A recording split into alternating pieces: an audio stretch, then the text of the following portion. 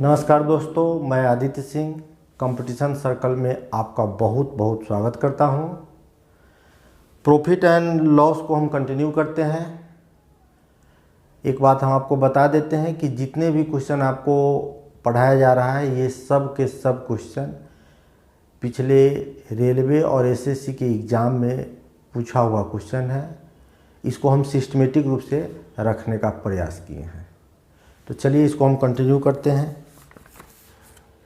यदि 1 रुपया में 25 पेंसिल खरीदी जाए, 1 रुपया में 25 पेंसिल खरीद रहे हैं तो रुपया ऊपर लिखेंगे, वस्तु की मात्रा नीचे लिखेंगे। खरीदी जाएंगे यानी कि यह सीपी हो गया, कॉस्ट प्राइस हो गया। तो 1 रुपया में कितनी पेंसिल बेची जाए कि 25% प्रॉफिट हो जाए। 25% प्रॉफिट, सीपी में प्रॉफिट से प्रॉफिट हो रहा है तो प्रॉफिट से लॉस हो रहा है तो लॉस से गुणा कर दीजिएगा तो एसपी मिल जाएगा। या प्रॉफिट होगा तो 100 से आगे बढ़ेंगे, लॉस होगा तो 100 से पीछे बढ़कर। तो 25% प्रॉफिट में बेचना है तो 100 से आगे बढ़ जाएंगे 25%। और इसको कैंसिल कर दीजिए, 25 से काट दीजिएगा, ये 5 बार में कट जाएगा, 5 से काट दीजिएगा यानी 20 बार में कट गया। 1/20 क्या निकल गया? एसपी निकल गया। यानी कि 1 रुपया में 20 पेंसिल बेची जाएगी तो 25% का प्रॉफिट होगा।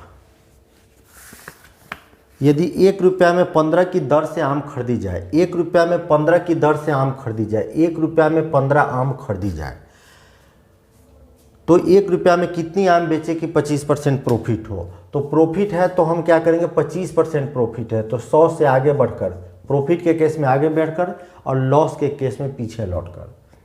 100 से आगे पीछे होना है।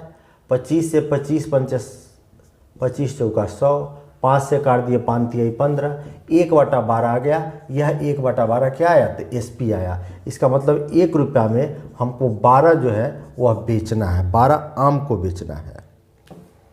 तब हमको कितना प्रॉफिट होगा? 25% प्रॉफिट होगा।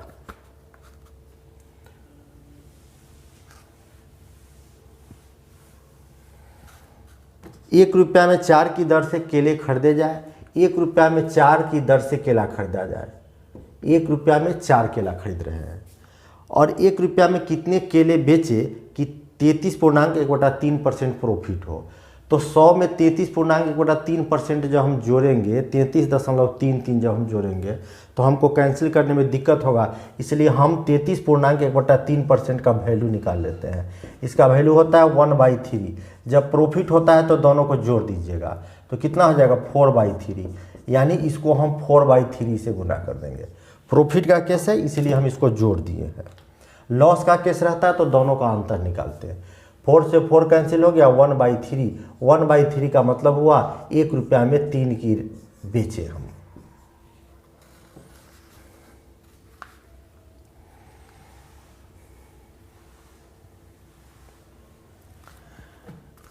नेक्स्ट क्वेश्चन, एक फल विक्रेता 100 संतरे 80 रुपया में खरीदे।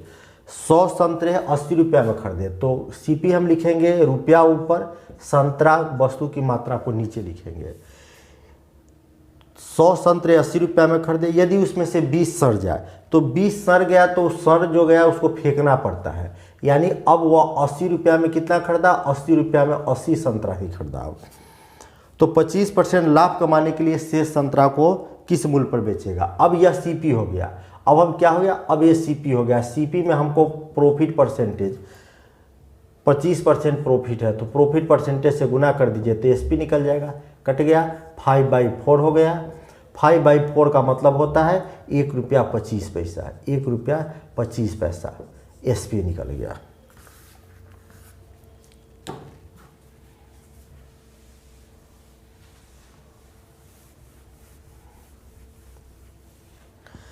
एक रुपया में 3 नारंगी बेचकर, 1 रुपया में 3 नारंगी बेचकर मतलब यह केस हो गया, एसपी का केस हो गया। 1 रुपया में कितने नारंगी बेच रहा है? 3 नारंगी।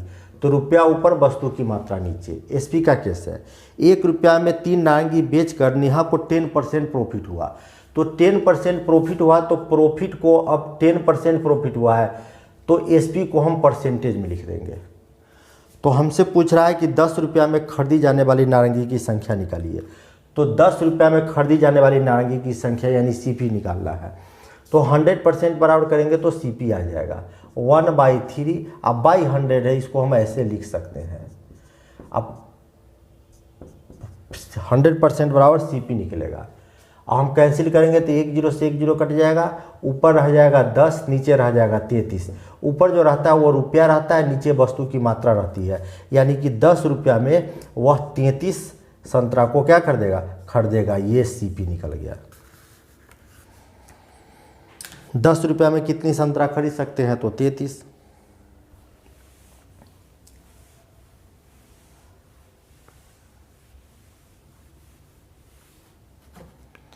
एक रुपया में 40 पीन बेचकर, तो 1 रुपया में रुपया ऊपर लिखते हैं, वस्तु की मात्रा नीचे लिखते हैं। 40 पीन को बेचकर एक दुकानदार 25% का लॉस करता है। तो 25% का लॉस करता है तो SP हम परसेंटेज में लिखेंगे 75%। 25% लॉस होता है तो आप खुद सोचिए, 1 रुपया में जब हम 40 पीन बेचे तो हमको 25% का लॉस हुआ। तो लॉस के केस में हम पीछे लौट आते हैं, कहाँ से, तो 100 से। तो 25% लॉस हुआ है तो 100 से पीछे लौट आए, यानी 75% इक्वल टू लिख दिए। अब 20% प्रॉफिट प्राप्त करने के लिए वह 1 रुपया में कितने पीन को बेचेगा, तो 20% अब हमको प्रॉफिट पर निकालना है SP, 20% प्रॉफिट। तो 20% प्रॉफिट पर हम लिखेंगे 20% प्रॉफिट है। तो कैंसिल कर दीजिए, 4 से कट जाएगा 40 से, 3 बार में 3 से कट गया 25, यानी 1/25 हो गया। इसका मतलब हुआ कि 1 रुपया में उसको 25 पीन बेचेगा, तब जाकर उसको कितना प्रॉफिट होगा, 20% प्रॉफिट होगा।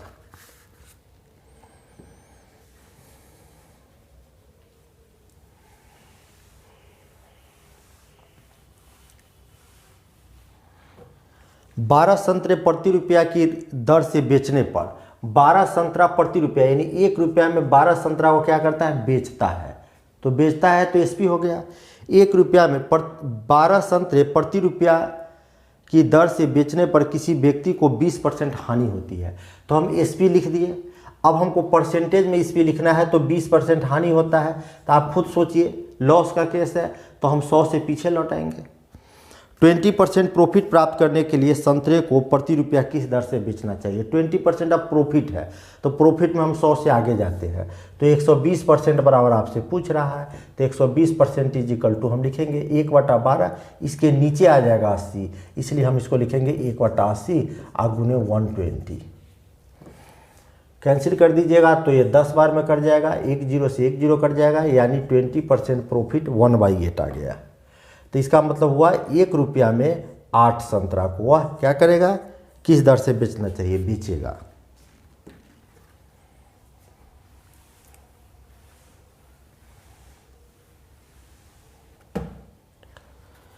एक फल विक्रेता 9 रुपये प्रति किलो की दर से आम को बेचता है, 9 रुपये प्रति केजी की रेट से, यानी 9 रुपया में 1 केजी संतरा बेचता है। तो 9 रुपये केजी है, सीधे हम 9 रुपया लिख सकते हैं। और इसको 10% हानि होती है। अब हम परसेंटेज में SP लिख दिए। 9 रुपये पर केजी के रेट से जब हम संतरा को बेचे तो हमको 10% का लॉस हुआ, यानी 90% इक्वल टू 9। ASP रुपया में है, ASP जो है वो परसेंटेज में है। 5% प्रॉफिट कमाने के लिए रुपये प्रति केजी कितने किलो की दर से आम को बेचना चाहिए, आम को बेचना चाहिए। तो 5% उसको प्रॉफिट कमाना है, तो 5% प्रॉफिट पर निकाल दीजिए। 105% इक्वल टू 105% प्रॉफिट करना है उसको, तो ये 10 बार में कट गया, यानी कि 10.5। एक अंक पहले हम दशमलव लगा देंगे। 10.5 यानी 10.5 रुपये केजी बेचना चाहिए। 160 रुपया में 90 चॉकलेट को बेचने पर 160 रुपया, रुपया ऊपर लिखते हैं, वस्तु की मात्रा नीचे लिखते हैं। 160 रुपया में 90 चॉकलेट को बेचने पर एक व्यापारी को 20% लॉस हुआ। तो 160 रुपया में 90 बेचे तो 20% लॉस हुआ, यानी 80% इक्वल टू हम लिख सकते हैं 160/90। अब 20% प्रॉफिट कमाने के लिए 96 रुपीज़ में कितने चॉकलेट को बेचना चाहिए। तो 20% प्रॉफिट कमाना है, 20% प्रॉफिट, तो 160/90 गुने 1/80 और 20% प्रॉफिट कमाना है, 20% प्रॉफिट कमाना है। तो कैंसिल कर दीजिए, 2 बार में कैंसिल हो जाएगा। 3 से कैंसिल कीजिएगा तो अब हमको कटेगा, नहीं कटेगा, अब हमको 8/3 हो गया। इसका मतलब ऊपर जो रहता है वो रुपया रहता है, नीचे जो रहता है वस्तु की मात्रा रहती है, क्वांटिटी।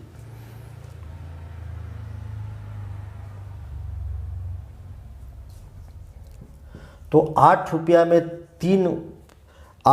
में 3 चॉकलेट बेचता है। तो क्वेश्चन हमसे पूछ रहा है 96 रुपीज़ में, यानी 12 गुना, 12 × 8 = 96, तो 12 गुना कितना हो जाएगा, 12 × 3 = 36। कितना चॉकलेट बेचेगा, तो 36 चॉकलेट बेचेगा।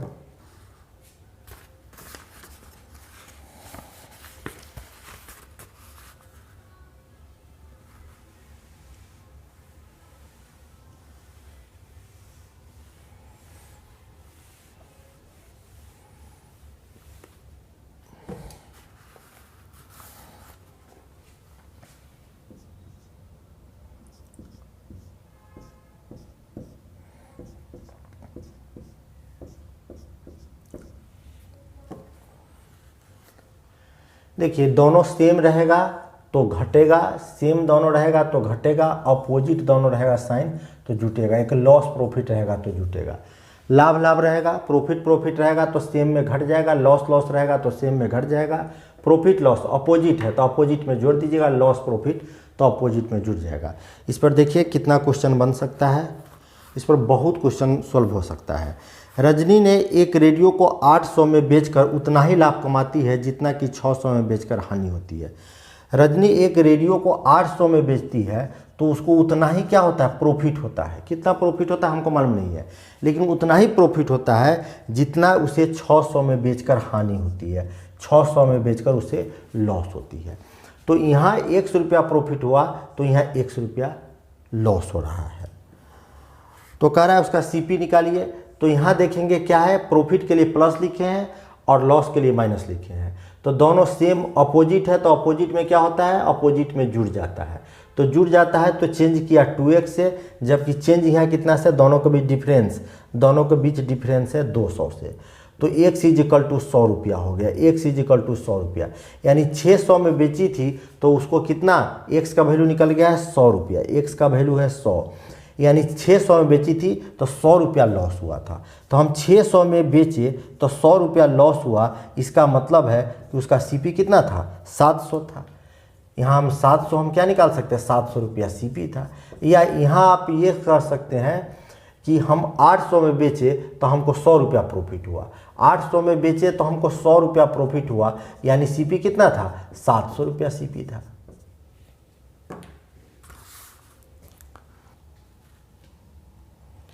एक घोड़े को 20,000 में बेचने से प्राप्त लाभ उस घोड़े को 10,000 में बेचने से प्राप्त हानि का 4 गुना है। यदि हमको लॉस हो 10,000 में बेचते हैं तो हमको 100 रुपया का लॉस होता है, तो हम यदि 20,000 में बेचते हैं तो इसके 4 गुना हमको प्रॉफिट होगा। तो चेंज कितना से हुआ, तो चेंज हो गया, यह अपोजिट साइन है तो चेंज हुआ 5x से, जबकि चेंज कितने से हुआ है, तो चेंज 10,000 से। दोनों के बीच डिफरेंस निकालना है। तो x = हमको निकालना होगा, तब 5 से काट देंगे, 5 से 5 दूना 10, यानी हो जाएगा 2000 हो जाएगा। 10,000 में हम बेचे, आप खुद सोचिए कि 10,000 में कोई चीज़ को बेचा गया तो 2000 का लॉस हुआ। इसका सीधा मतलब है कि उसका सीपी कितना होगा, उसका सीपी हो जाएगा 12,000।